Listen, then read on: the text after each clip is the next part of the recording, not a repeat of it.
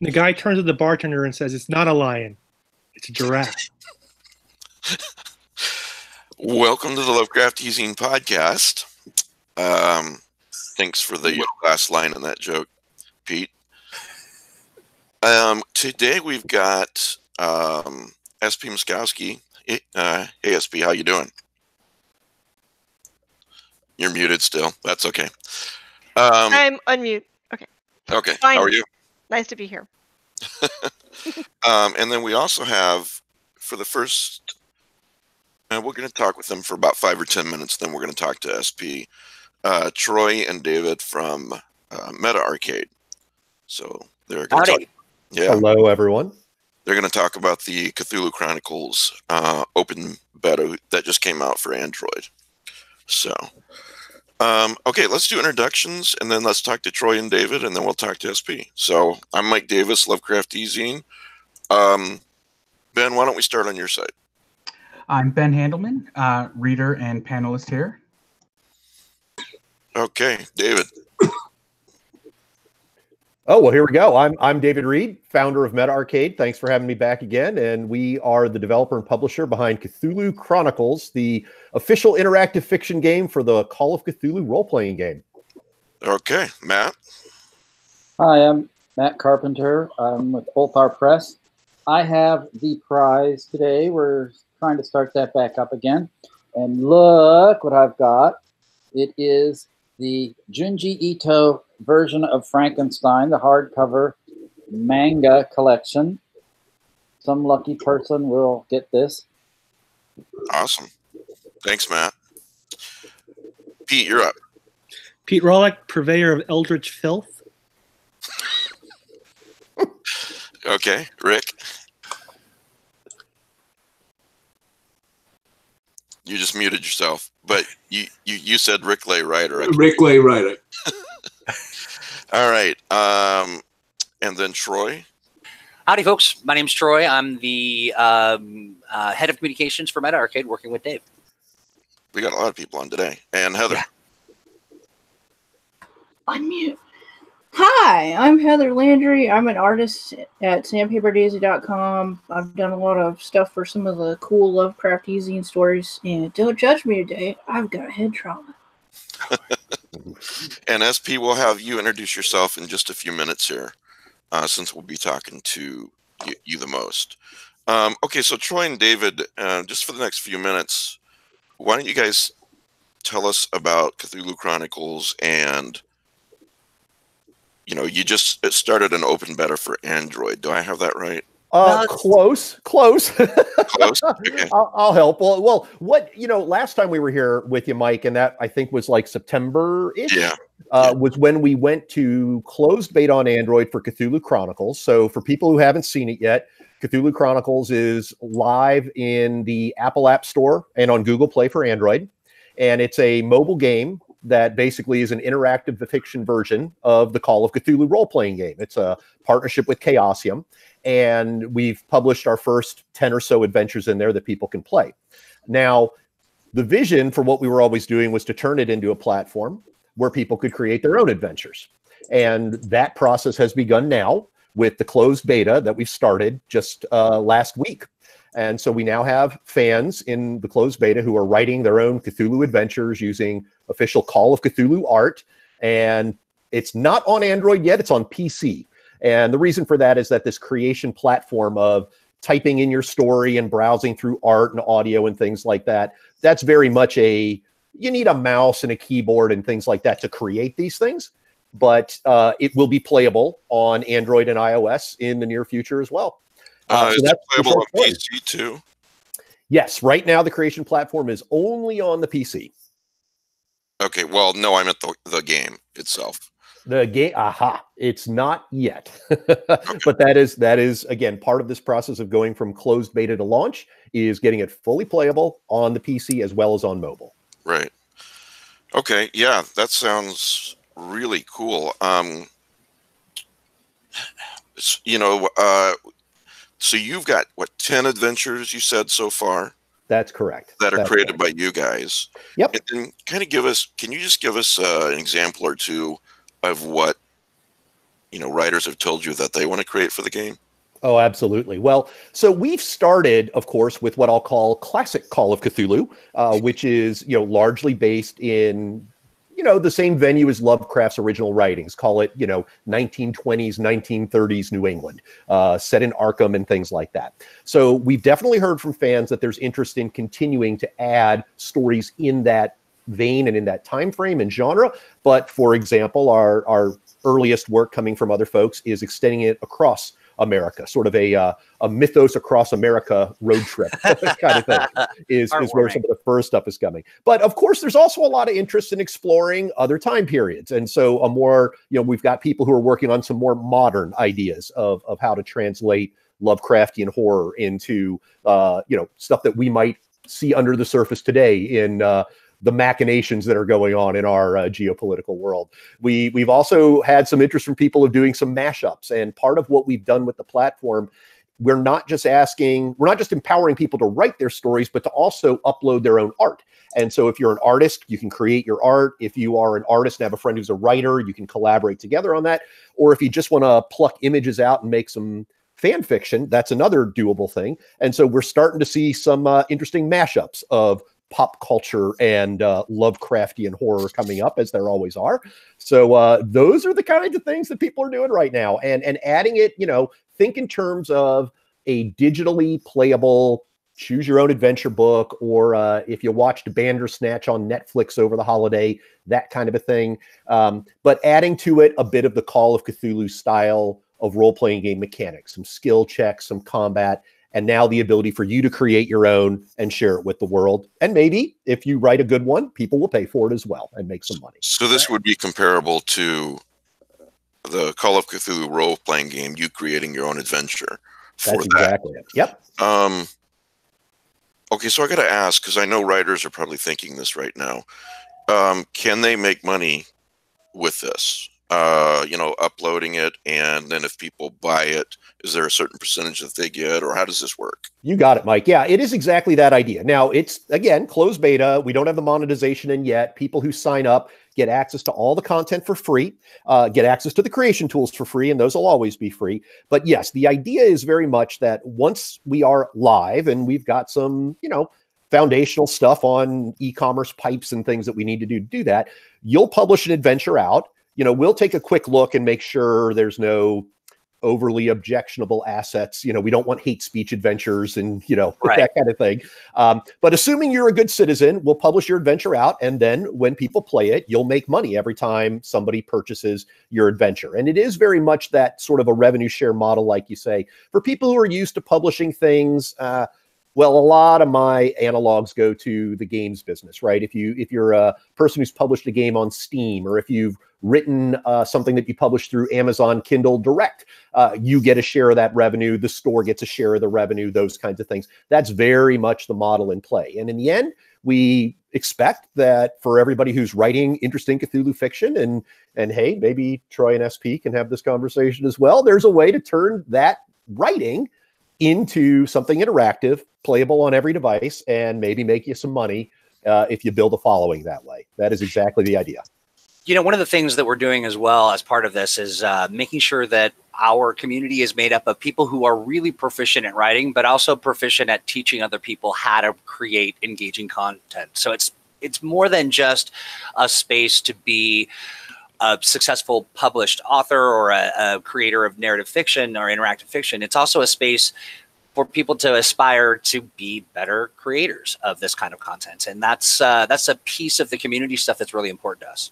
Well, we're living in exciting times. If you're a writer, this is just one more way to get your work out there, to get your imagination, your story out there, So as far as the players go, it is currently available on iTunes and on Google Play. So it isn't actually. The app is, but that's right. Yeah, for players, yes.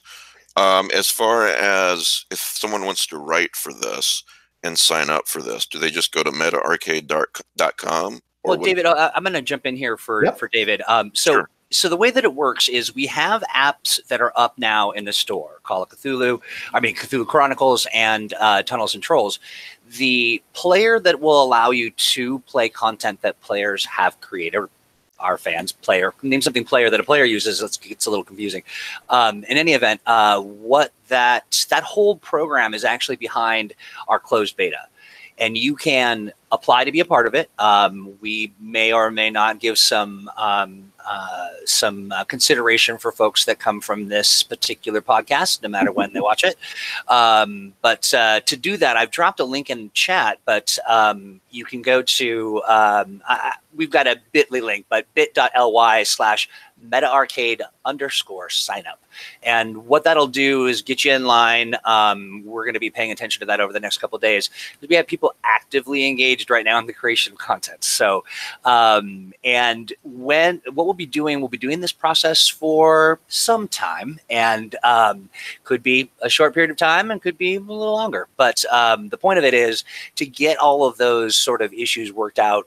We want to make sure that the tools meet the needs of the creators, and that when they actually roll over their content to be accessed in the player part of this whole scenario, that it's fun and engaging, and that it meets expectations both for the person who's enjoying it and creating their narrative fiction, and for the people who are going to be actually just hanging out most of the time in the player. Right. So how much does the game, if somebody's watching this or listening to this later, they want to get this on their Android phone or their iPhone, how much does it cost? Yeah, basically each adventure, it's kind of modeled after how the role-playing game works, where each adventure is something that you can purchase. You can play it for free if you're willing to just do a couple of plays every day. Like we give you one free trial. We call it every day, so you can play once for free every day. But ultimately, we hope you find the adventures compelling enough to purchase, and then they end up being about $2 each. And so, as an example, the first adventure in the campaign is Alone Against the Flames, which is a Call of Cthulhu solo adventure that we've digitally remastered and put in there. And then we connected a number of these adventures and created a few of our own into an overarching campaign of 9 adventures. And so, if you get to a point where you I actually might want to play this more than once a day, then you would ultimately want to purchase one of those adventures for just a couple bucks. Okay. Yeah, well, it's really cool. If Call of Cthulhu has been around for a long time, and now people can play it in a similar vein on their phones. So absolutely. Well, and that's part of how we think about it, that Call of Cthulhu, it's a great game, and it's a great game for getting with a game master writing a story and sitting around a table and interacting.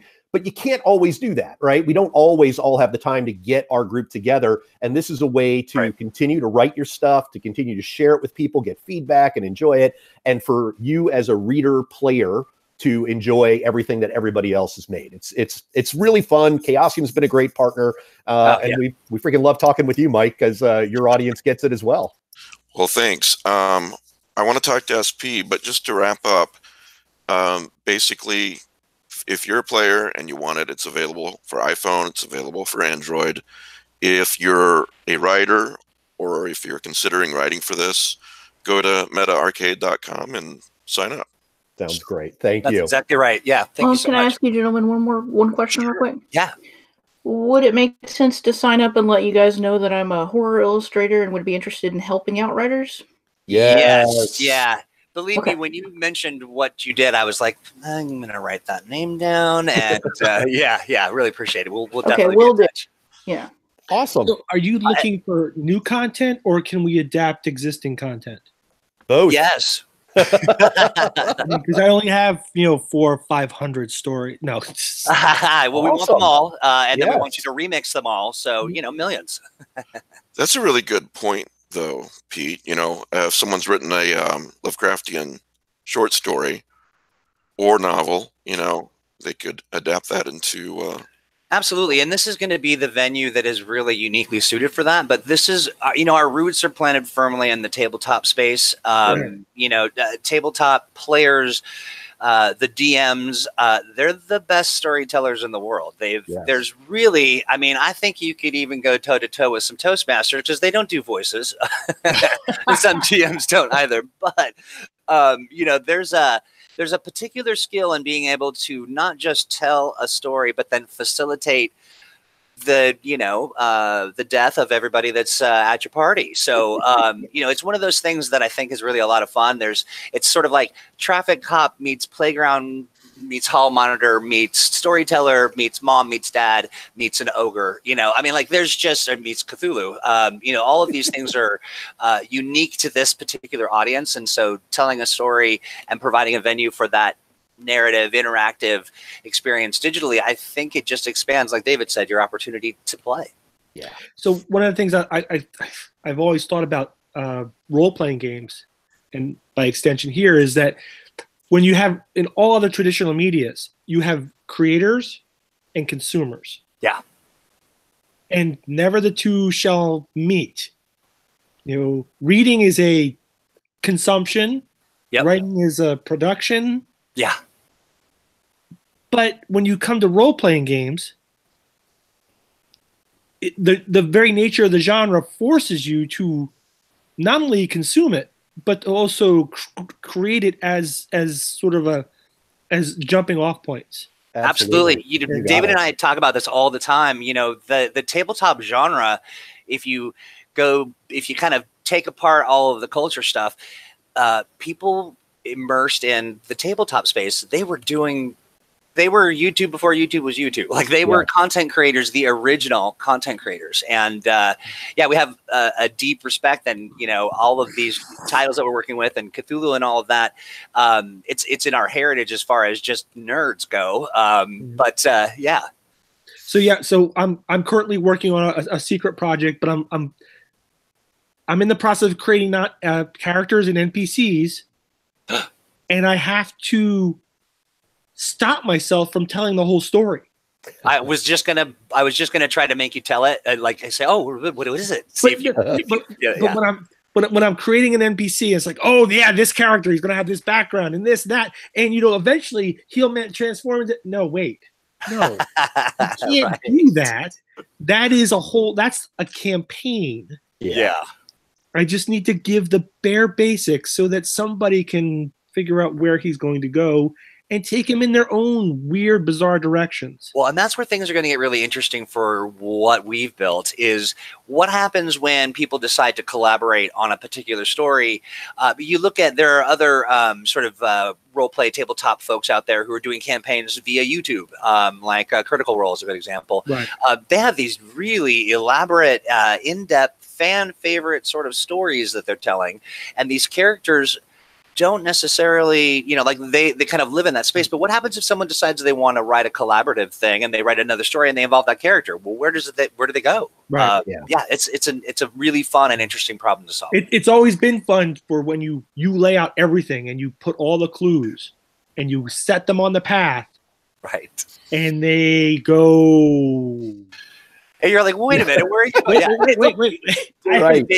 Would you say there's some corollary to game dev as well? Yeah. You try to plan for every contingency, and then you realize that they all just went to the very edge of the edge case that you had planned. So, yeah. All right. Well, thanks, guys. Thanks for having us. Give your sign-up writer link to my son because he's gotten interested in this too. So right on. All right. Well, thanks for being on. And you bet. Thank you, Mike. And we will keep you guys posted. Enjoy the rest of your weekend. Take care. Good to see you again, SP. Bye, everyone. Thank you. Bye. Hey, SP. How are you? Fine. I was trying to locate the right spot. Okay. Okay, so for those out there listening to this who don't know who you are, can you just tell us a little bit about yourself? I mean, we all know you, but sure. I write fiction, and for the past 8-9 years, entirely writing horror and weird fiction. I guess some people call it strange stories, some people call it weird fiction.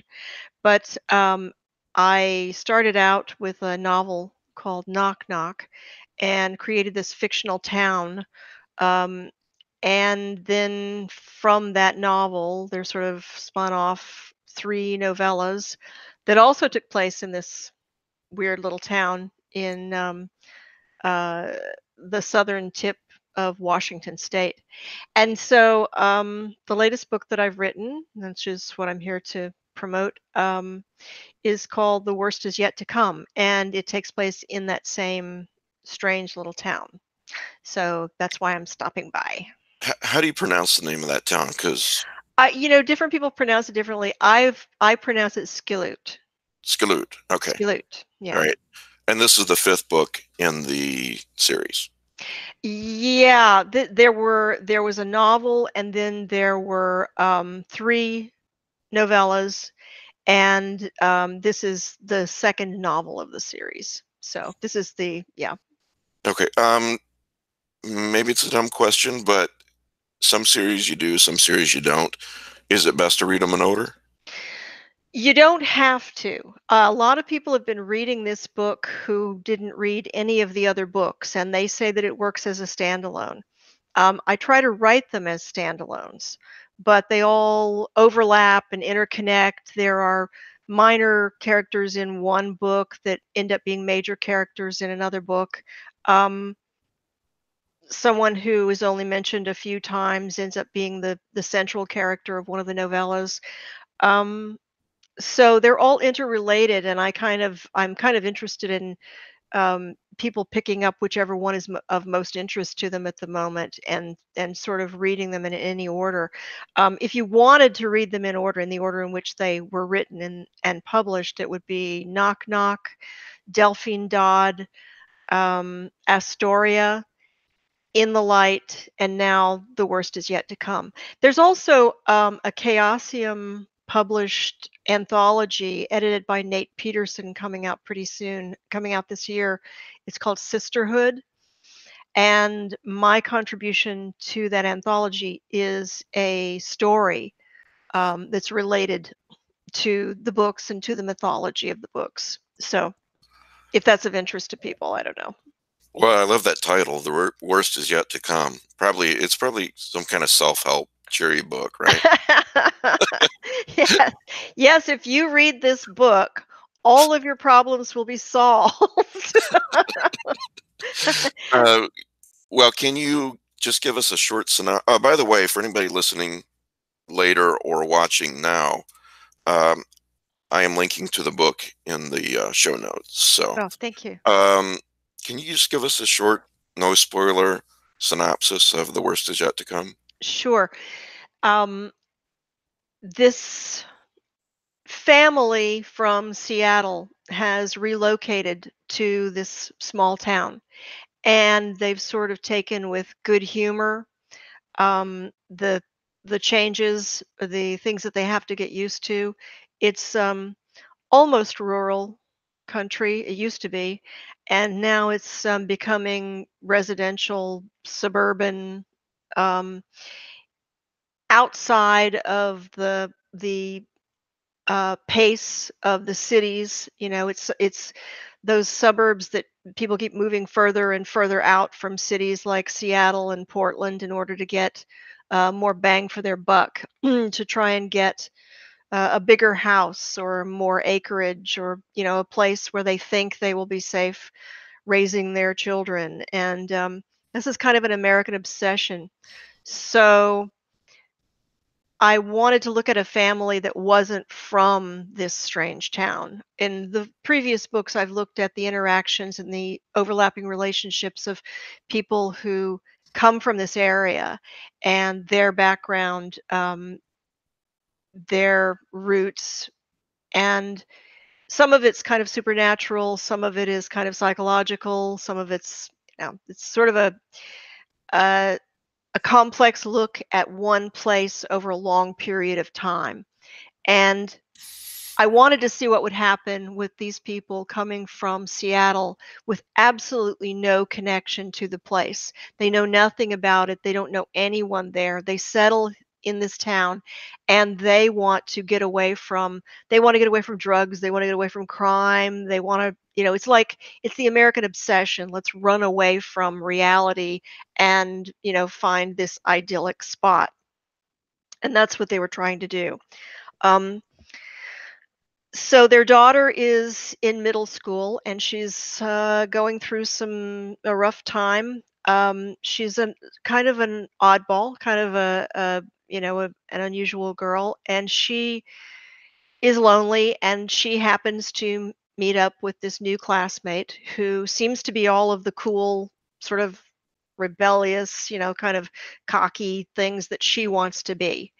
And in turn, this girl looks to her um, as someone who has the kind of family, the kind of comforting, close knit family that she would like to have. So they really don't know anything about one another, and they don't know what secrets are buried in the past in this town, and they don't know the secrets that are buried even in the lives of their own families. So as they begin to become more aware of how strange the town is, and it starts to creep up on them and affect their lives. At the same time, we are learning more and more about the past for each of the characters until we get to a point where these things converge. Ben, you have a question or two, don't you? So I read the first half of it. So my Okay. apologies for not finishing it yet. Oh, no problem. Enjoy it quite a bit, very much. So one of the things I was thinking about, as you were just describing, the way the town is, I really like the way that's depicted. I didn't grow up in a small town, but I did grow up in a very, I grew up in a commuter city, I guess you would call it, Stockton, California, where people kind of commute to San Francisco. And it's not small, but it's very much people move there thinking they're going to get a better life. And then it's full of hidden problems, I guess. Right. However, one thing I was thinking about is recently there was an announcement about a popular TV show that is getting a second season based on a different book from the first season. And I was wondering how you would feel if the third season was based on your book, The Worst Is Yet to Come, for The Haunting of Hill House. Figure, since the show will have nothing to do with your book, maybe they'll keep like a ghost in there somewhere, They can use the name Briar for the mom. They can, Well, I'll tell you something. That would all depend on how much money they were willing to pay me. I was going to say. 100% would depend on how much money they were willing to pay me. Yeah. Yeah, and actually, I actually did write that down for a topic, for something to talk about for a minute or two later on. The Haunting of Hill House in season 2. Or Hill Mouse, or Hill Towel, or or Hill Things on a hill, some stuff I thought about while I was on a hill. It'll all come into play eventually in the show, I'm sure. So I blanked on what they're doing for the second season. Do you guys remember which? The turn of the screw. Oh yeah, that's right. Oh right. So technically, they're going to use some words from the turn of the screw in the season. I believe is the idea. They're calling it the Haunting of Bly Manor, and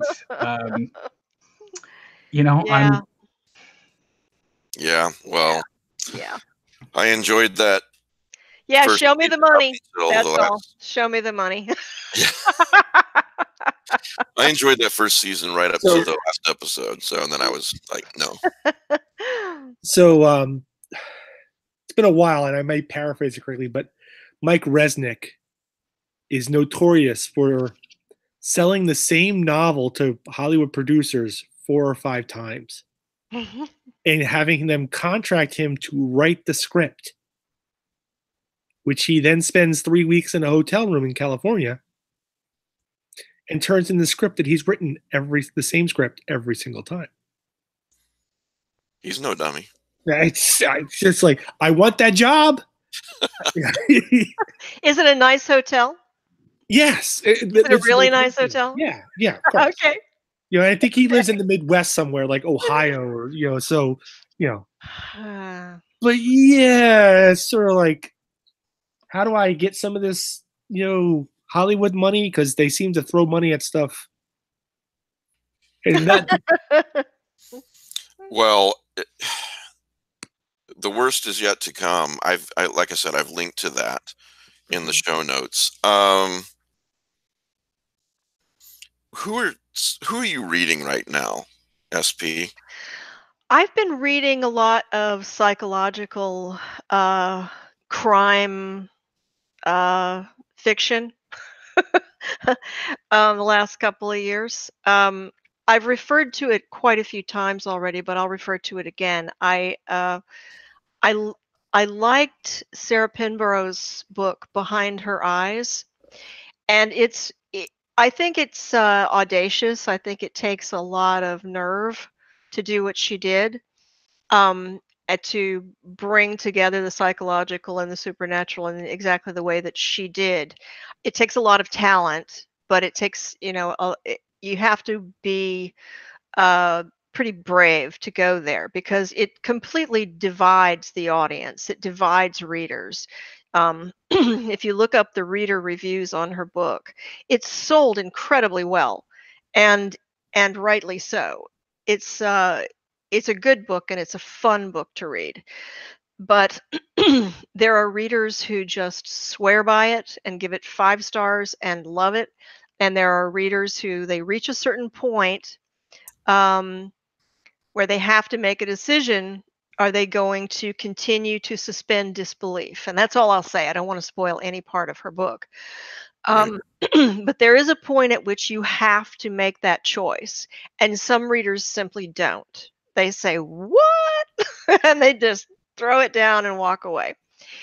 And I think that's all right. I think that's great. If you go there with a book, if you really go out there and you go out on a limb, you might end up dividing readers into lovers and haters, and that's fine. The intimacy of reading a book, what is so personal about your experience of a book and your relationship with a book, will cause you to have a strong emotional reaction. And if that is positive or negative, I think that's great, because people are responding powerfully to fiction, and that's good for writers everywhere. So I admired that. I've been reading Megan Abbott's books for a few years now, and I enjoy her work very much. I like her women. Gillian Flynn, of course, I've read her books, and I like how willing she is to go there with, a negative character or a character who's unbalanced, and not worry necessarily about whether or not that character can be redeemed. Yeah. Maybe they can, maybe they can't. That's not the concern of the writer. The concern of the writer is to take you all the way into that story and make it as vivid and interesting an experience as possible. And she does that. Did you read Sharp Objects? Yeah. Yeah, my wife did too. She said she really liked it, and we just started the series on HBO. Yeah. I think we're on like episode 3, and it's really good so far. Oh, Sharp Objects. Yeah. Sharp Objects. Yeah, I'm sorry. Yeah. And of course, Amy Adams is always great. But yeah. Interesting, complex characters. But I also have been reading, just here and there in that the murder mystery crime fiction genre. I just recently read the Lou Berney book. I finally got around to reading The Long and Far Away Gone. So that's been sort of not taking the place of the horror fiction, but sort of more than supplementing it lately. I know what I was going to say before my cat distracted me and my brain went off into a different groove. And I asked your cat what you were going to ask me. Yeah, I'm going to ask him later. SP, have you tried Carolyn Kepnes?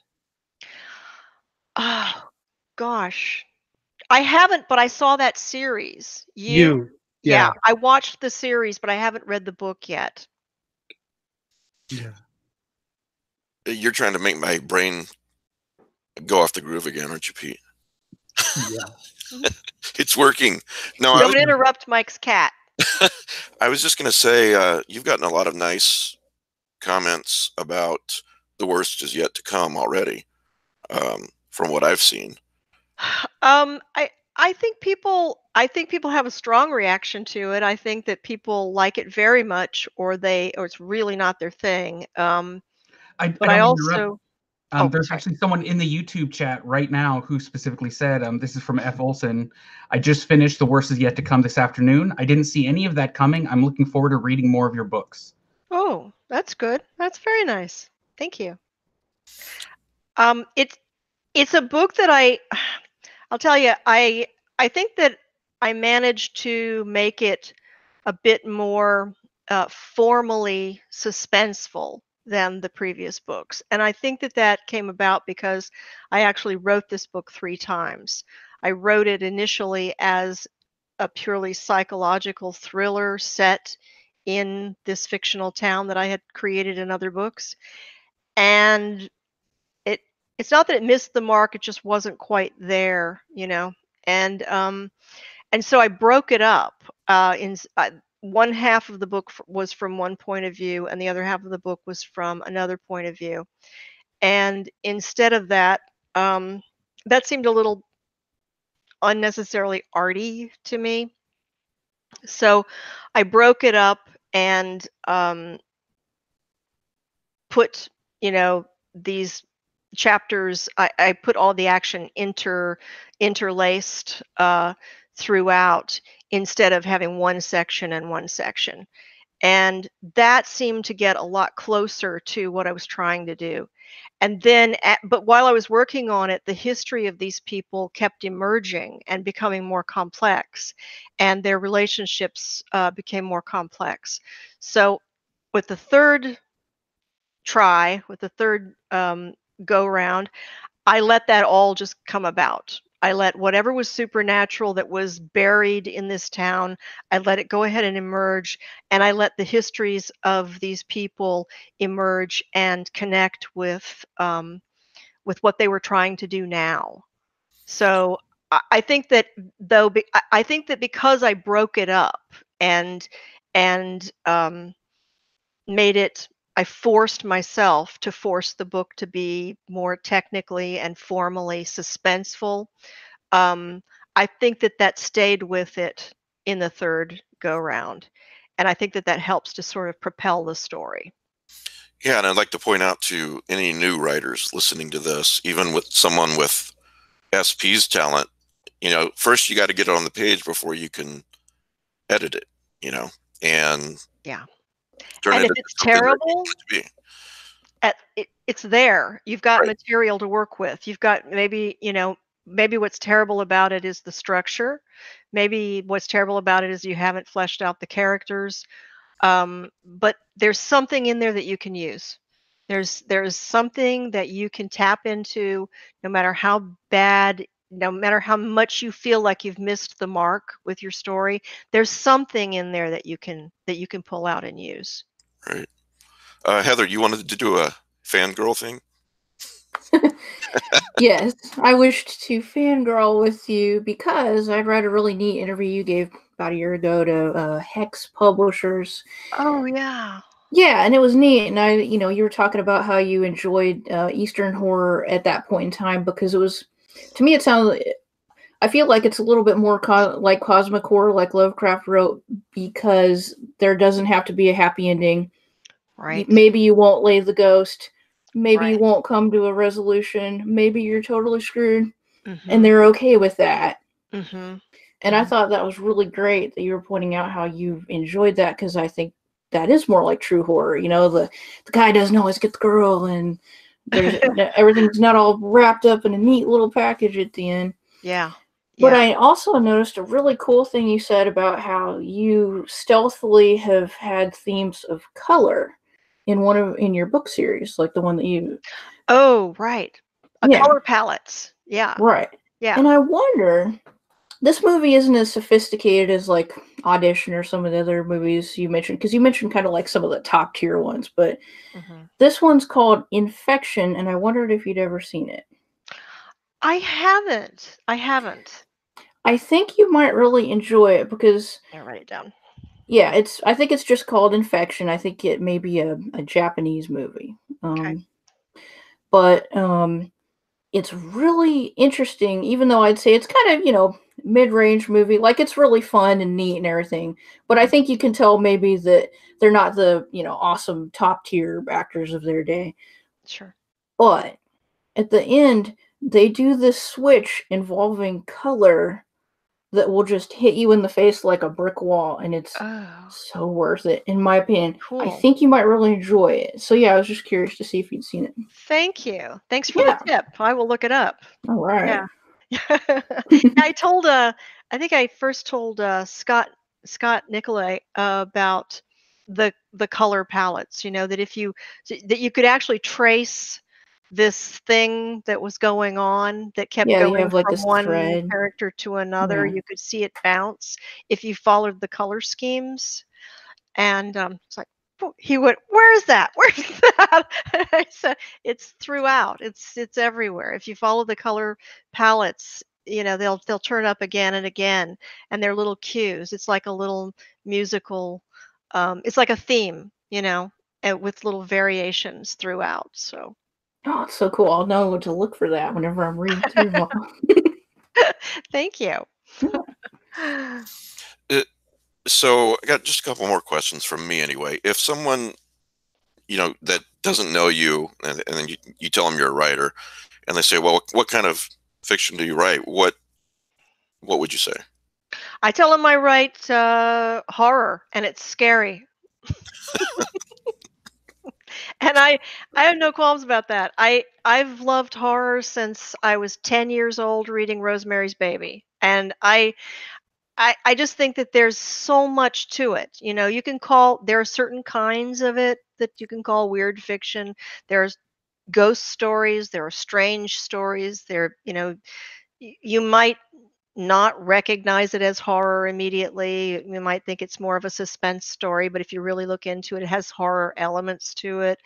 I mean, it weaves through a lot of other genres, and I think that it's very powerful, and I think it's basic to who we are. And if people absolutely can't stand it, they can't stand to read it, they don't want to see horror movies, that's fine. I understand that. But I always try to convert people. I always try to con people into trying something.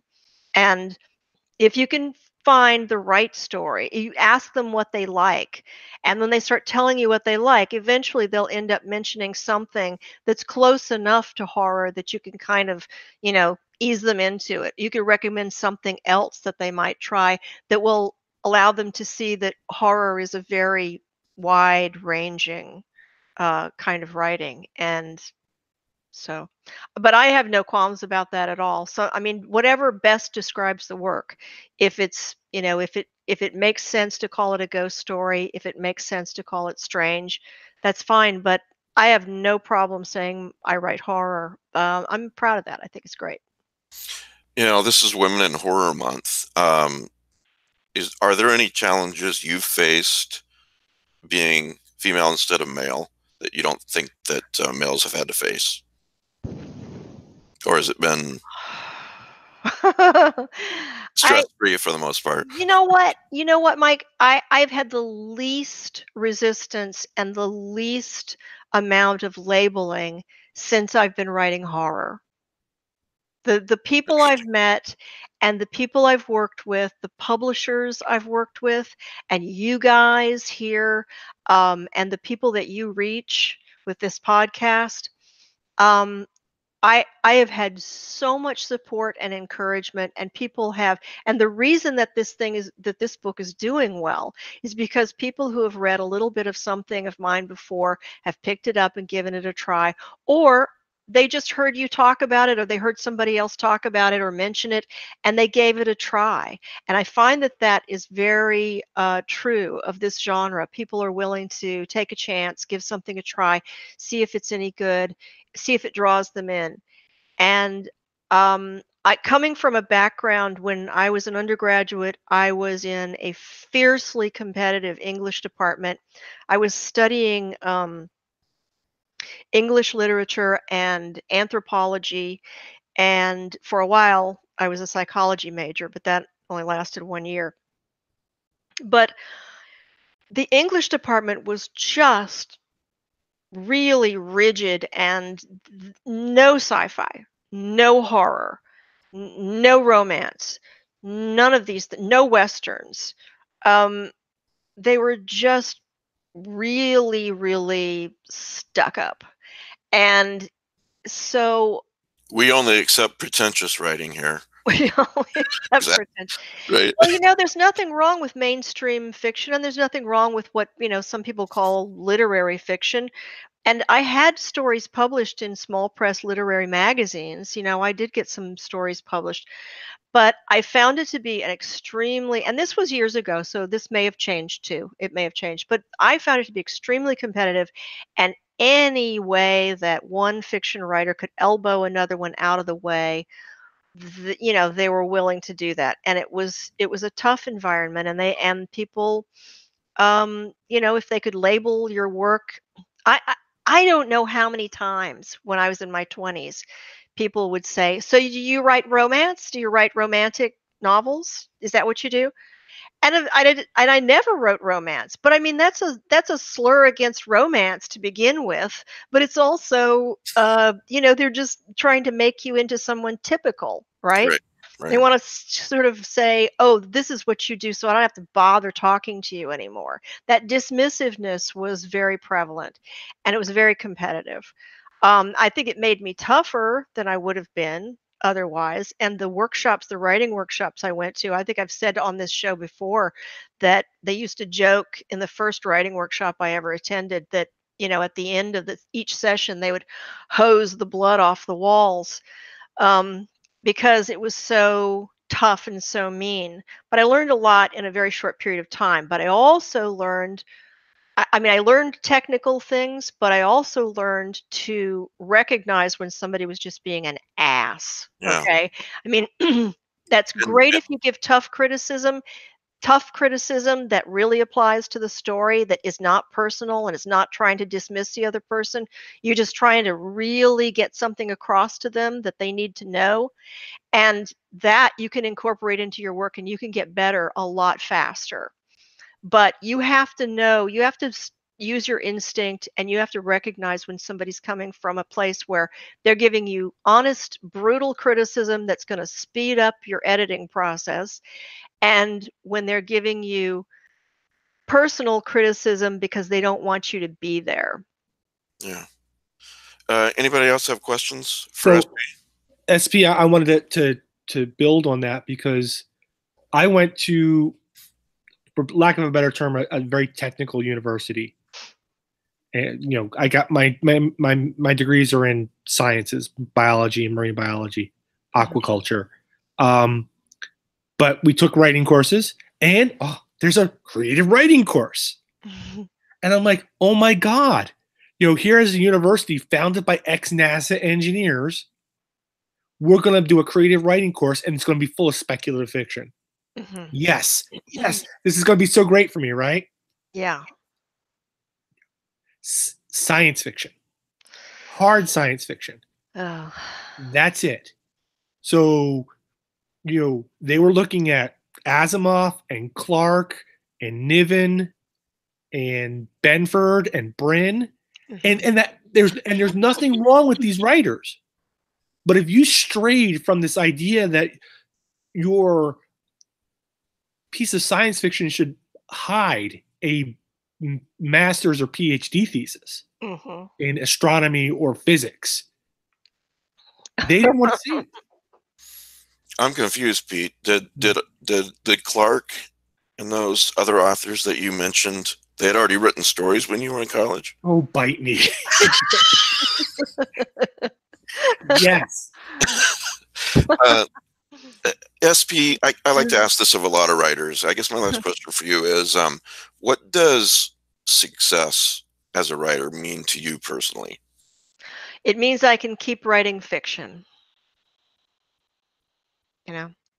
However it works out, whatever it is, whatever the circumstances are, that I can keep writing fiction. And in order to do that, I need to get some work published. I know that, and I know that I need to market work to a certain extent.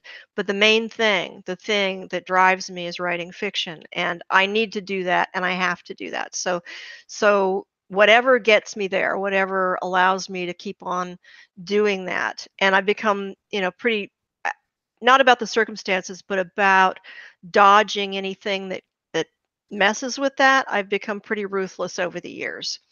And like I said, when I encounter somebody who is trying to, cause me to have a setback, you're dead to me. Right. That's it. You're gone, because I'm just not gonna deal with it. I'm not gonna deal with people who want to get on some low level to try and limit the field. I just will keep trying. I will just keep trying to make each story better, make each story more interesting to write. It has to be interesting for me to do it, and this is my thing. This is my joy. This is where all of the things that are challenging and difficult and horrific about the world pay off. Matt, you have a question? Well, I just a couple minor things. Are you ever coming back from Canada? I don't know. I'll tell you, my friends have all speculated about our reasons for being here, but they usually miss the mark. We were in a situation in California where Corey, my husband Corey, Corey Herndon is a narrative designer. He's a writer, and he's been working in game design for a number of years. So we moved from Seattle to California, and in California, he was working at a game design company. They were doing a really beautiful game, and it was beginning to be popular.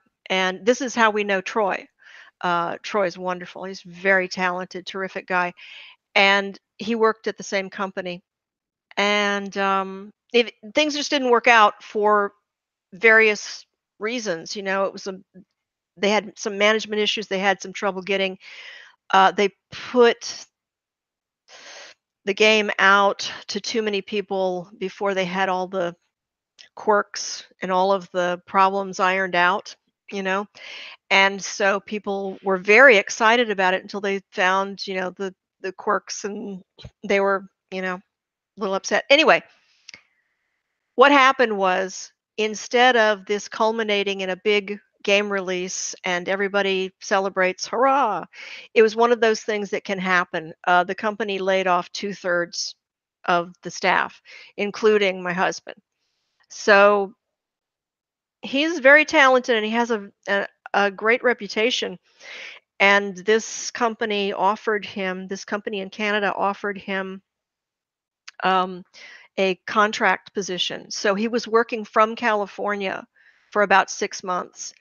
And they said, we really, really want you here with us. We want you to come, if you're willing to relocate, we will help you do that. We'll help you with all of the transition and, all the things that you need to do to move here. So they had been so wonderful to us. They really came through for us when we needed them. And we just love this company. They've been great. And so we said, well, we think the US is going to be okay, because it was 2 days before the election. And we said, yeah, we think everything's going to be fine. It's going to be fine. Let's move to Canada. And we said, yes, we'll move to Canada. We're coming. And they set everything up for us, and we started to move. And then the election happened, and we went, wow, this is a very different country than we actually realized. Well, not different, just more, more of what we so we didn't move here because of the election. Our move here coincided with the election, but we love it here. I mean, as soon as I got here and I started meeting my neighbors and talking to people and taking the train every day, and just, we got rid of our car, and we take buses and trains, and we take the ferry, and I just started feeling like I belonged here. So I love it. I really love it here, and I don't hate the U.S. and I still love it there, and I'm still arguing and voting and fighting and giving money to causes I believe in, and and whatnot. But Canada's a great place. It's not perfect. I'm not trying to make it sound like it's paradise or something. It solves all problems. That's not true. Um, it's very complex too, but it's a place where I feel like I belong. Yeah. Free medical care. I just can't get over it. So could use that right now for sure. So It's a really weird thing. I mean, every time up, I think the last time I went to the doctor or the pharmacy was the first time I didn't ask. And is this free? Do we have to, are you sure we don't need to pay for this part? Yeah, I don't know. Well, the name of the book is The Worst Is Yet to Come. And it's not a political book. It's horror. And Mikio Murakami made the cover, and it's Great cover. stunning. And I love that title. Great title. So Thank you. all right. Well, thanks, SP. Are you going to stick around, or do you need to I'll run? stick around and chat with you guys for a little bit if you were going to go on to the story that you were talking about earlier, Mike. Well, Yeah. we've missed your company and your opinions. Are you ever coming back? I would love to, and if I can get 2 more projects out of the way, if I can get them off my desk, I will be in good shape. But I start to panic. I start to really sweat if I don't have something well underway and in good shape. So, yeah, I've just been writing and writing and writing for the last year and a half. Pete, how much time do you have left? I can give you 10 minutes. How about, can you give me 11? Yeah, but at $4.25 an hour. Well, this is a public post, and I apologize for my voice today. I don't feel well at all, but I don't know if I sound weird, but I sound weird in my head. A writer by the name of Dakota Willink. Thank you, Heather. Sorry. Willink posted something on Facebook 2 days ago. Excuse me, and it kind of blew up, and a lot of people were commenting on it and sharing it. And she self-published in December of 2015, and that was the first book that she wrote. She said her January sales in 2016 ranked up a whopping 1,500. I was shocked. After all, I was nobody, a brand new author who no one had heard of, and I made 1,500 in my first month. She charged $5.99 per ebook. I'm just trying to I don't want to read this whole thing. My husband convinced me to quit my day job. And by the way, if I didn't say, this is a public post, so not talking out of school here. My husband convinced me to quit my day job and do the author gig full time. Pete, you said something about that when we were talking about this. Let's stop there for a second. Yeah, let's stop there. It's like $1,500. I don't know what her situation is, but $1,500 a month is about my mortgage. And and I get health care through my job. I get kids' benefits through my job. I get my wife's benefits through my job. I would never quit my job if I made $1,500 in sales my first month. The other thing I'll say is that I'm reminded of the story, and I'll get the numbers wrong, but Bruce Campbell, the year after he made, what was it? What's the movie? His first movie? Army of Darkness? No, the dead one. Evil Dead? Yeah, Evil What's Dead. that? Evil Dead. Evil Dead. The year after he made Evil Dead, the story he tells is he walked into a mall, he filled out a job application for a shoe store. And the manager looks at it and says, "Why are you applying for a job? You made $175,000 last year." That was last year, and I haven't worked since. You have no way to predict the future, and you should always have backup plans. At least in my opinion, that's. Yeah, well, then to go on a few paragraphs, she says, then something changed. January 2018, I'm guessing, from reading above. And she wrote 3 other novels in the time period. Yes. Yeah, exactly. So Thanks. She's doing good. Yeah, she's doing good.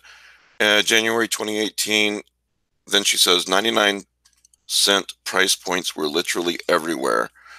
The market was flooded. The list was endless. They were at the top of the charts, beating traditionally published, well-known New York Times best-selling authors.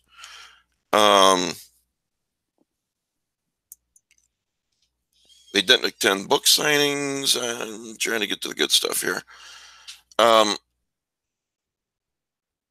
She basically is trying to say that these 99-cent books have hurt her sales. And well, she's saying that the 99-cent books have flooded the market, and that a lot of them are written by people who are not even writers. I mean, they're farmed out to people who can write really, really quickly, and then a name or a label is slapped on them, and they sell them, and they're pumping them out so quickly that a lot of them are not very good. That's what she's saying. right. And to the point that they're not even edited, so they're full of typos. They may have been tossed into Google Translate from a different language. So when we say not good writer, we mean like your 7-year-old not good writer. Yes, but let's keep in mind that this is a traditional. There have been publishers doing this for centuries. Yeah. So yeah, it's not a new strategy. It's just more. There are publishing companies that employ ghostwriters to pump out series of series books, and some of them are very good and very well known and highly respected, and some of them are just work that's pumped out very quickly for sale. So and it's something that has happened. It's just that this has happened to her because she was able to sell her books online, and now that market, that area has been flooded with less expensive books, and so she's not able to. The part, Pete, that blew my mind was, okay, first quitting your day job, that blew my mind. But the second thing that blew my mind, I mean, in order to do this, you might quit your day job for any number of reasons. You might want to do contract work instead, or occasional work, or whatever. But to do it because you made $1,500 right off the bat in publishing books, that's wild. Okay, I'm sorry, but we don't know why she quit her day job. She said her husband suggested that she. Her husband suggested she quit her day job. Maybe her husband had a good job, and she had a lousy job she didn't like, and now she's doing something fun and made a little money. Could be. The second thing, though, that blew my mind was that she said she hired a personal assistant. Right, and now she's got two. And now she has 2 personal assistants. So I don't know how much money those people can be making if she's making what she's making now. I'm not sure what she could be paying personal assistants. So that just kind of threw me for a loop. It reminded me of like a vanity project, because the numbers she's giving, like she gives specific numbers, like, oh, I had 879 pre-orders for my 3rd book. So even if we leave out all of the book farming that she's upset about, I'm in the same boat. I don't know, like, where's the money coming from them? Because 800 and whatever it was pre-orders at $5.99 a book, and you're paying basically 3 salaries from that. Yeah, I don't get that. I don't see how that's possible. I think that it's not possible. She has another source of income, or her family does, and this is. I don't think Vanity Project is correct. That she has the other means. Delusional project, right? It's like, if she likes to write, well, that's great, but not everybody is in that same financial position. Well, But if she's I doing it, don't if believe she's what doing it for fun, if she's doing this because it's just the love of doing it, then I don't get why she's complaining about these cheaper books flooding the market and all of these things happening. That I mean, to the extent that she knows an awful lot about marketing. I mean, I had no idea what she was talking about with some of the, I had to look a couple of things up because these book uh, giveaways and things are not things that I'm necessarily familiar with. But a lot of those all of those things cost money. You have to pay for those things. I know because I asked my publisher um a a long time ago about doing a book giveaway and sponsoring it, and they said, well, because I said, oh, I saw so and so doing this and it was very successful. This is another writer with the same publisher, and my publisher basically said, well, if you want to do that out of your own pocket, that's fine. That's what that other writer did. And I said, oh, okay, I'm not going to do that. I'm but thank you for the I, information. I'm not trying to be mean, but I don't necessarily agree that she knows a lot about marketing. I want to make a couple of points. Okay. First of all, do you have to go, Pete? No. But I just want to run the numbers real quick. Yeah. So let's say she makes $1,500 a month Mm-hmm. for one book, and let's say she sustained that for a year, and then let's out of all possibilities, she now has 3 books at $1,500 a month for a year. That's only $54,000. It's not a lot of money, and certainly not employing 2 personal assistants. Yeah, that costs money. I don't. The numbers just don't make any sense to me. Well, you don't believe it, do you? I mean, maybe her, Muffin and Boopsy are her personal assistants. Well, listen, look, the whole thing comes off as sort of more of a victim mentality. I was doing great, and then these people are doing this, and it's unfair, and so on and so forth. Yeah, but building on that. Yeah, you took a way of publishing that was new and innovative, and you came up with a way to make money. Okay, great. But somebody else came up with the way to use that same service and make money too, and you're not happy about it. And I'll add on to that. There are people that are in traditional publishing that look at what she did with self-publishing the same way she's looking at these Amazon scammers. Because I've talked to other, I've talked to Mike Carey and some of these other guys that they come from a traditional mindset. And when this self-publishing thing hit, has it been 10 years now? Whenever Amazon opened up Create Space and all that stuff, and there were a lot of people that were really nervous or uncomfortable with it, and especially in certain types of fiction like romance, where there's already your Harlequins and stuff like that out there pumping out romance novels 3-4 times a month. So I was kind of surprised to see her perspective, considering where and how she's coming into this medium. It just... Okay, I have another problem in that she started in 2015, and I was thinking this self-publishing industry online has been present for a lot longer than 2015.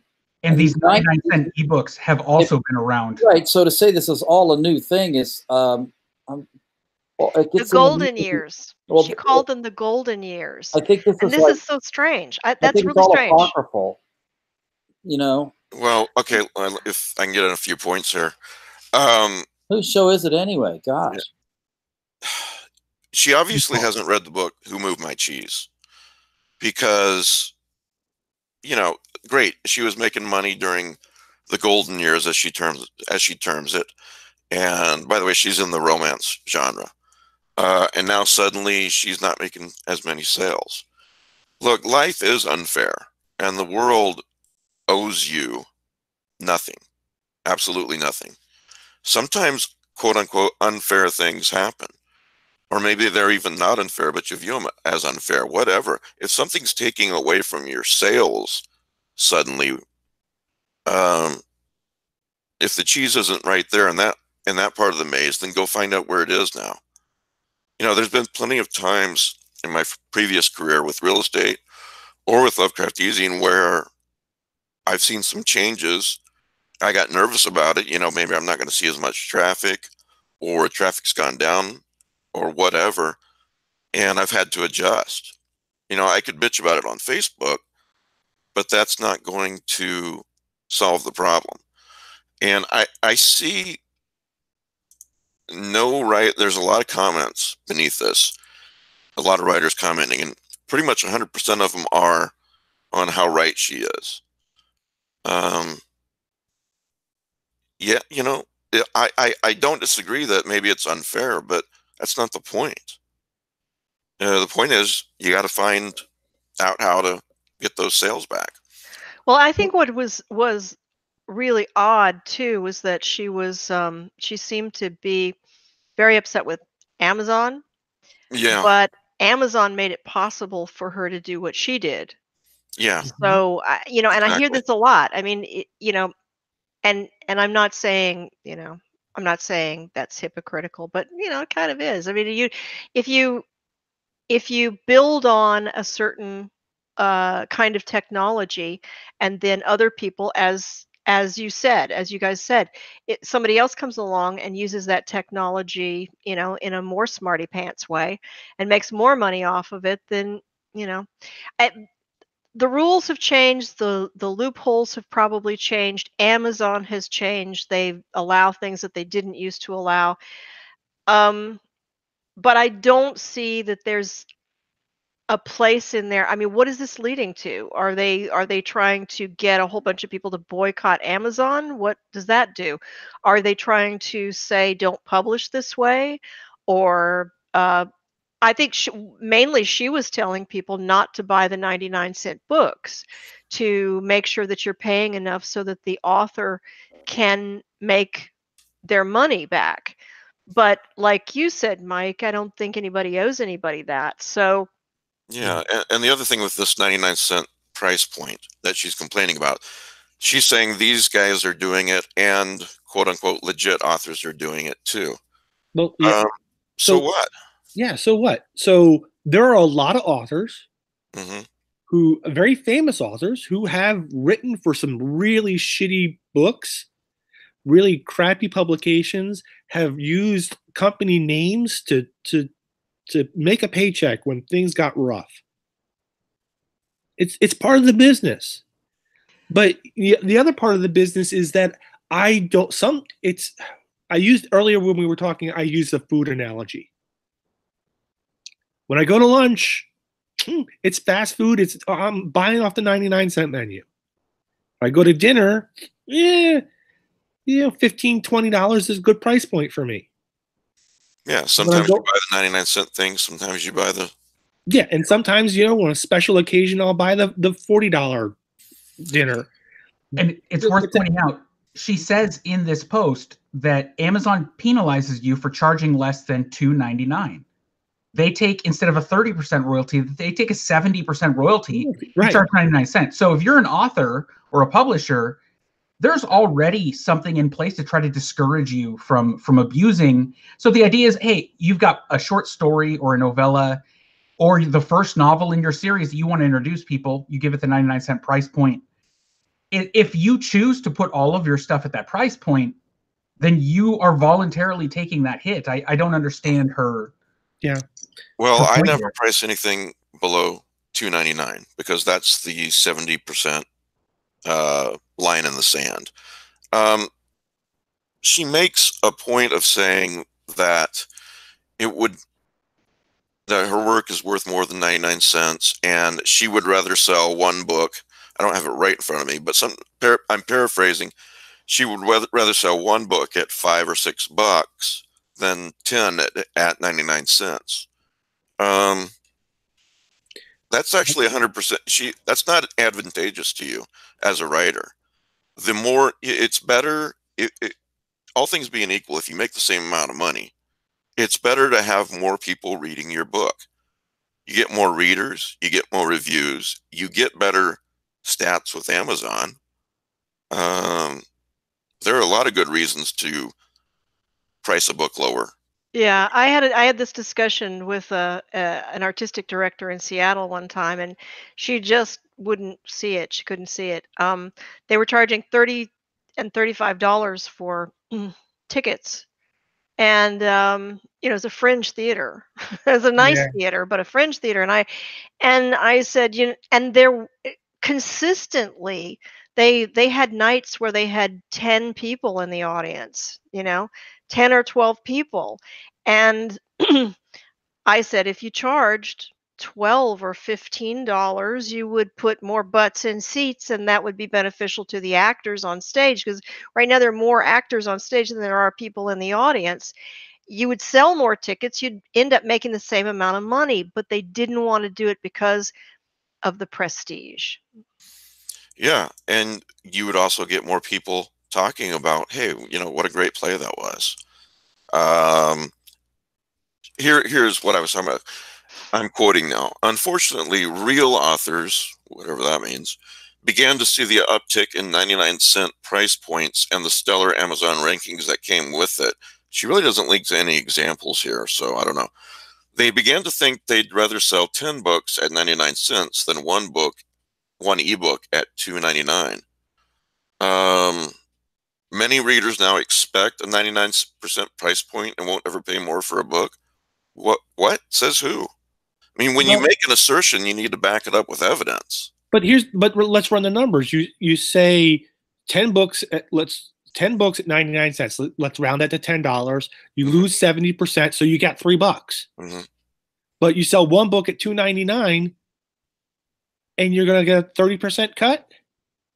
You lose 30%. So yeah, you made more money off the 10 books. Sorry, that's the way it works. You have to run the numbers. Yeah. So, and someone pointed out in the YouTube chat just now that if you're competing against these people that are expecting these 99-cent typo-ridden, unedited books, then maybe that says something about your work as well. Because I think most people that are looking for a certain kind of, like, if I'm expecting Stephen King quality novels, I know that I have to pay or use a library to get those Stephen King quality novels. I'm not getting Revival at 99 cents. So if I'm paying 99 cents for something, just like if I was in the 30s and I was going and buying an issue of Astounding off the shelves or a dime novel in the 1800s, you kind of know what to expect. Guys, I got to go. It's been fun. All right. Thanks, Pete. Thanks, Pete. And maybe she or other writers, they get to the point where they're so well known that, that higher price point doesn't hurt them at all, because people are like, oh, I know who this person is. I love her work. I'm going to pay $5 or $6 for it. Or, whatever. Well, there's a lot of the do-it-yourself spirit in what she's saying, and I understand that, but there are a lot of people have tried and not been able to do what Anya Alborn did, which is to sell a lot of books and become very successful and to make a transition to traditional publishing. But I think that you always have to remember the spirit of it and why you started and why you're doing it, and a lot of people get very caught up in the marketing of their work, and you need to know what the business is like. You need to know what people are reading, and you need to have some sense of the market once you start trying to sell your work. But the heart of it, the heart and the soul of this is that you really want to write these things because this is meaningful to you and you can't imagine not doing it. And frankly, I don't think that the market can, I don't think that it's a matter of, everybody who can't figure out, how this structure ought to work marketing wise ought to get out. I think the only measure of it is really, does this really matter to you? Is there something else could you be running a different kind of business maybe that incorporates your love of this subject or this genre and not writing books? If you could do that, then maybe there's a better business for you. But I'm not saying she should quit. I'm not at all saying anybody should quit. I will never say anybody should quit writing. I'm just saying that you have to have a basic, deep need to do it. You have to have a reason for doing it that is just yours, that is completely personal, before you start trying to sell it to people. Yeah, I was going to say the same thing, and you said it much better than I would have. It starts with the love of it, whatever you're doing, whatever creative pursuit it is. You know, talking about writing right now. Now I'm quoting again. Let's see here. I lost it. Oh, I work an average of 14 to 16 hours a day, 7 days a week. Being an author. She's not talking about other jobs or anything like that.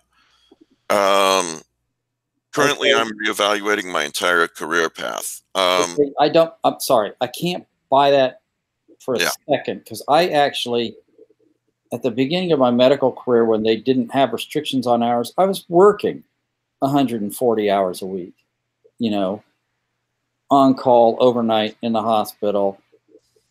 No frickin' way is that true. My family is suffering because both my husband and I work very is in caps, long days. While he has something to show for it, I've definitely been falling short as of late. I can't help but think of Soren Narnia, the guest we had on last week, Knife Point Horror podcast, just doing it for the love of it. And, you know, every time you ask him about this, he's like, I can't stand stuff like that. You know, the joy gets sucked right out of it. So I'm not saying that you shouldn't get paid for your work, you know, and would be the easiest thing in the world to say, oh yeah, you're right, I'm so sorry this has happened to you. But I mean, come on, did you really think you were going to make a living as a writer? Just because Stephen King got rich doesn't mean you're going to. Yeah, so. I think of what SP said earlier. You know, what's your goal? And she said to write fiction, right? And if your goal is the act of the writing itself, then the money you make is fantastic. But that also means you have to be realistic about your hours, I'm assuming, right? Like if you're working 14 hours a day and you're making whatever she said, 69 cents a day, or that is not worth it. That's not worth it. If it's about money, and if it's about money to the extent that you're willing, that you are angry that other people are making money doing what you want to be doing, and you're upset about that, then it's not worth it. That's not enough. That if the money is that significant and important to your family, if it's that important, it's not worth it. Cut back. Yeah, and again, I'll quote, many solid writers are reevaluating whether or not this is all worth it. What is she talking about? The money. The deck has seemed awfully stacked as of late. It doesn't matter if you are a big or small author, we're all being hit hard right now. You know, again, I think she should speak only for herself. It's obviously about the money. So. One thing about this 99-cent flood. Yeah. I don't know the romance market, but looking at sci-fi and mystery, most of that is coming from stuff that was printed long ago that's out of copyright. Just like you find all these omnibuses of fiction from Weird Tales for 99 cents done by Wildside Press, for example. Right. Yeah. There have been tons of romance novels written. I'm sure you can probably dig up somebody from the 70s and come out with maybe wrote 50 novels and come out with 10 omnibus editions for 99 cents. Well, and she's complaining about the covers with these guys that they're bare-chested men and scantily clad women on these covers of romance novels. This has been selling forever. Yeah. Since Barbara Parker. This is not a new thing. Yeah. That goes back even to the 1930s. Yeah, and I've got a friend who works at a Barnes and Noble, and she had said that consistently their best sellers are always the romance novels in the end caps, the Harlequins and stuff, and with covers of the bare-chested men and all this stuff. And that's just, it's always been that way. As long as any of us have been alive, at least. That's just the way that particular market goes, unfortunately. Well, the whole post is basically, I was doing really well financially writing, and now I'm not, and I'm upset about it. And it's not my fault, it's other people's fault. You know, they need to fix this so that I can make more money again. Look, if you're having a problem, if what you were doing isn't working anymore, then change it. You know, there's other ways to make it work. So I don't know. And if you're really serious about, you know, if you've been doing it long enough to be pretty accomplished at it, then you really might want to consider submitting your work to publishers who would take care of some of the overhead, take care of some of the things that she's talking about.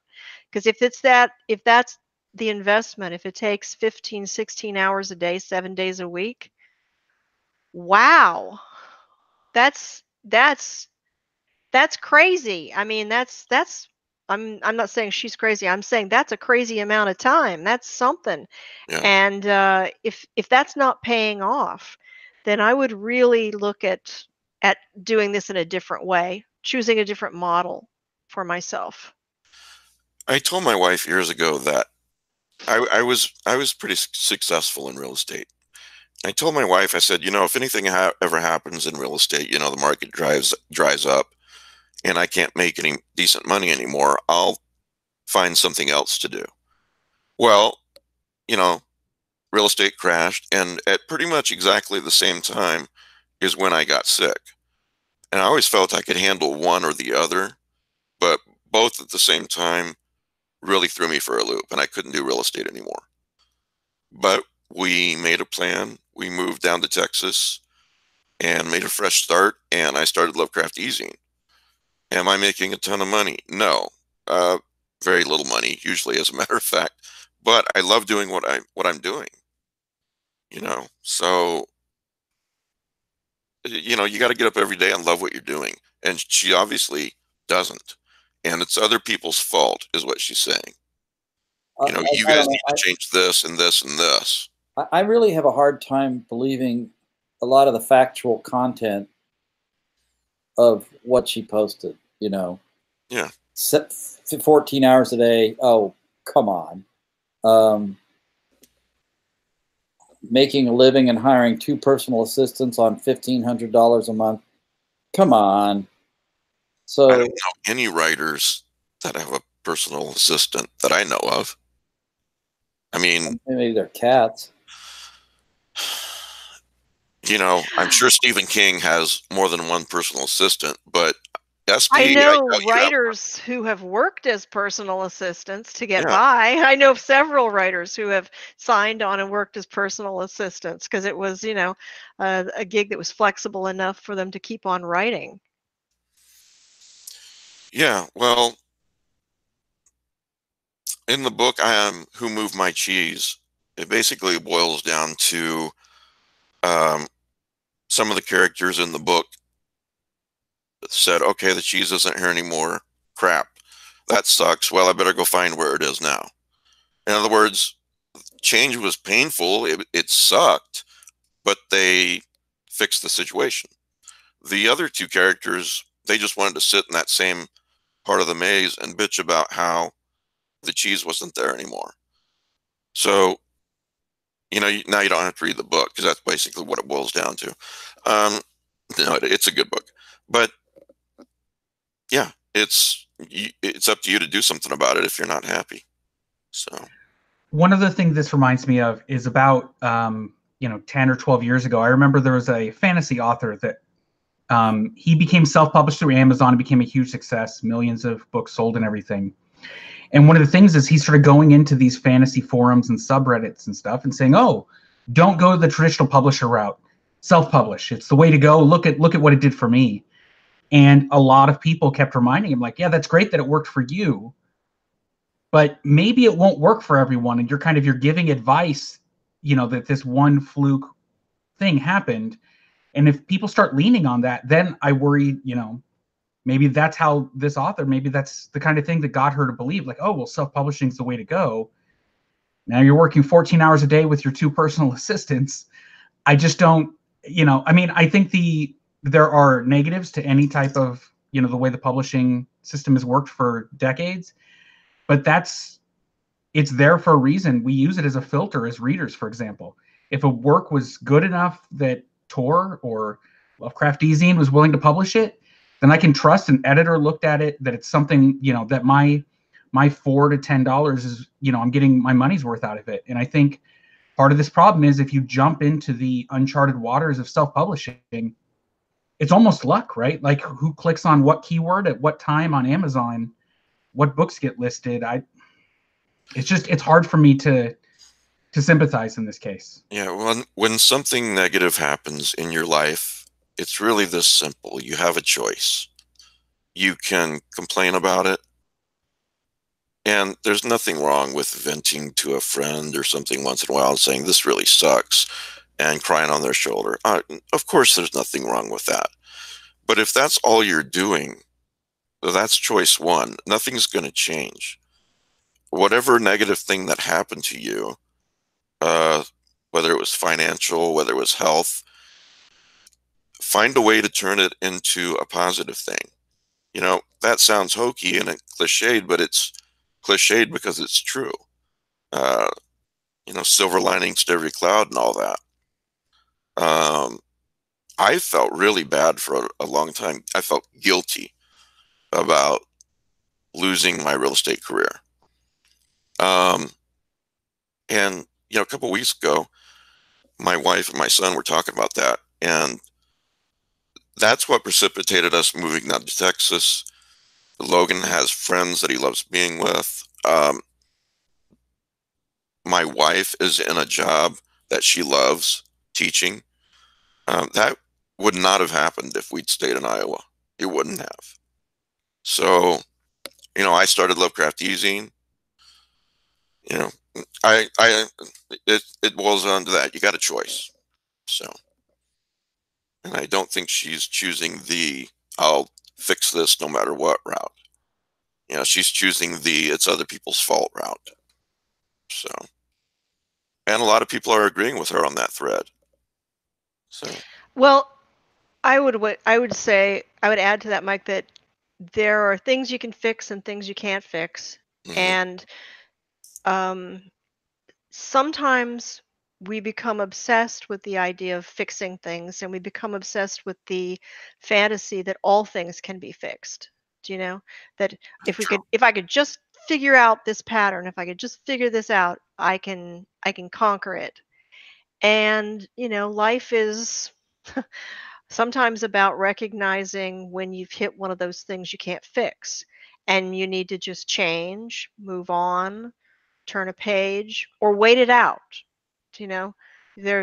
That's very hard for people to do, just to wait it out, or to just move on, or to just let it be. I mean, everybody wants to have control over his or her own life, over their own life, and sometimes we fool ourselves into thinking that we're always in control. And if things don't go right, somehow we didn't anticipate this. How do we sort this out and fix it? Maybe you can't. Maybe it's one of those things where life is showing you something and it's random and it's just happening, and you just need to kind of take it in and, be good to yourself and find another way of doing things. Yeah, I didn't go from being ill and then we moved down to Texas. I did think I could fix it for a while. I really did. Through what, I don't know, strength of will, I could get better or find the right medication or whatnot. It took me a while to realize that, as you said, I couldn't fix it. So I had to do something else. And it does suck, but I've tried to make it not suck. So, and if that sentence isn't eloquent, I don't know what is. So, anyway, thanks for being on the show, SP. I'm finding the unmute. Okay. I've set myself free. I've unmuted myself. Thank you for having me, and it's really nice to talk with you guys. I miss you a lot, and I hope to come back on a more regular basis sometime, or on an irregular basis, or drop by once in a while. But I've got a couple of things that I still need to square away, and so I have a project that I need to give to my agent, and I have a project that I need to give to my publisher. And once those are done, you're gonna see me on Facebook screaming about how happy I am because I'm done. Well, you are always welcome. Great to see Thank you you. again. Hopefully, more See you screaming guys. about the haunting of Hill House again too, because that was Okay. that was legendary. I must say. Always fun to gripe about that. Well, a couple of things before we go. First of all, we've got a lot more things to talk about, and each week I keep not getting to them, but that's okay. We'll talk about them next week. Second thing is, I don't know. I really feel like I need to. Everybody listening to this, I'm sorry I wasn't up to my usual. I think I hem and hawed a lot, and I can barely talk because of my throat. And one of the medications make my mouth dry. And one of these days I'll get smart enough to keep a glass of water nearby. But anyway, I apologize for that, and it is what it is. No problem. And last thing is, Matt has a prize. Yes, remember, it's this really nice manga, Frankenstein by Junji Ito, the hardcover version. It's the Frankenstein and also a few other stories. It's pretty cool looking. If you want to be in the random draw for that, anytime this week, you can send an email to lovecraftezine@gmail.com, E-Z-I-N-E, lovecraftezine@gmail. And it's really important that you put the word prize in the subject, and then also put, I don't know, maybe what the prize is. If you don't remember, that's fine. But it helps me sort things out. And I'll use random.org to choose someone this week. So next week we have, let's see here. Oh, right, Mallory O'Meara. This should be great. That's exciting. Great. Yeah. So, I'll be watching. All right. Well, thanks for watching, everybody. Thanks for listening, and we'll see you next week.